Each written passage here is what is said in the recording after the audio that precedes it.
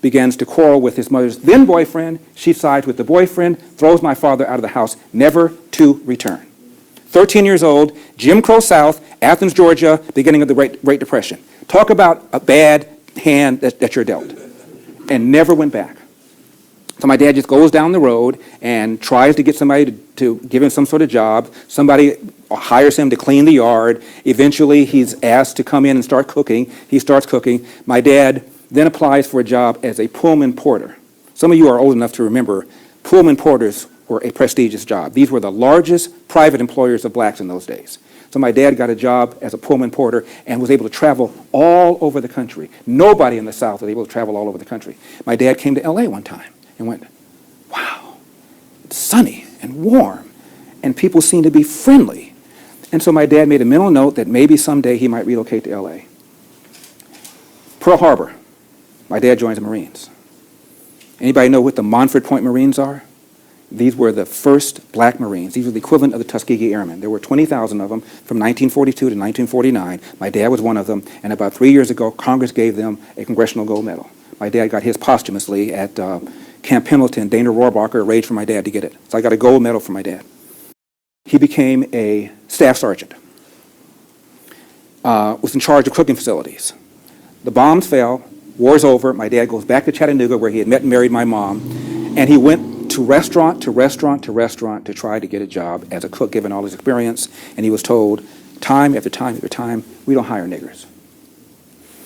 And my dad said, I've cooked for the military. We don't hire niggers. He goes to an unemployment office. He walks to the door. The lady sends him out, says he went to the wrong door. My dad goes out, sees colored only, goes to that door, to the very same lady who sent him out. My dad went home to my mom and said, this is BS. I'm going to Los Angeles, where people seem to be more fair. So this is 1946, 47. Comes to LA, goes to restaurant to restaurant to restaurant, and he's told, I'm sorry, you don't have any references, which is the way they do it in LA. My dad said, I'll work for you for free if you just give me a reference. They wouldn't do that. My dad goes to an unemployment office, this time one door, walks in, lady says, I've got nothing for you. My dad said, what time do you open? She said, 8:30. What time do you close? She said, 5:30. He said, I'll be sitting in that chair at 8:30. I'll be there until 5:30 until you find something. My dad sat in a chair for a day and a half. She calls him up. I got something. I doubt that you'll want it. My dad says, I'm sure I want it. What is it? She said, it's a job at Nabisco Breads cleaning toilets. My dad said, of course I'll take it.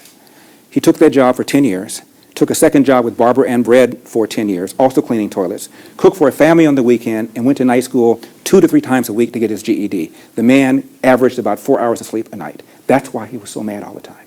Can you imagine how you feel when you don't get good sleep? Decade after decade doing that. That's why he was cranky. And my dad then stayed with nickels and dimes, started a cafe called Elder Snack Bar, 1230 South Valencia. Taste the difference. And he ran that until his 80s. He was able to buy that piece of property, the one next door to it, and also the home where my mom and my dad lived. And my dad always told my brothers and me this: hard work wins. You get out of life what you put into it. You can't control the outcome, but you are 100% in control of the effort. And before you get mad at somebody else for what you think they've done to you, go to the nearest mirror, look into it, and say, what could I do to change the outcome? And he also said, no matter how good you are, no matter how hard you work, sooner or later, bad things are going to happen. How you respond to those bad things will tell your mom and me whether or not we raised a man. And that's me. And that's what I believe, and that's how I've always lived my life. When Obama got elected, I'm old school, so my house, I have the New York Times, LA Times throne. Nobody does that anymore. I pick up the newspaper, and there's all these colored pictures of black families holding their babies, talking to their children, New York Times, LA Times, and all these parents are saying this: for the first time, I can now look at my son. For the first time, I can now look at my daughter and say, you can be anything you want to be now that this man is president. So I went on the air and I said, what if Obama had lost? What would these parents have told their kids? You didn't believe it when you said it before? I'm 7 years old.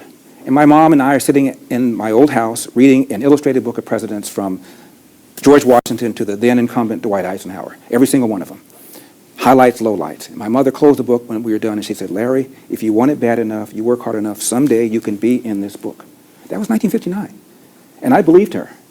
So I don't understand why it took Obama for people to realize that the country's changed dramatically. and that you can be what you want to be. And life is a bunch of choices.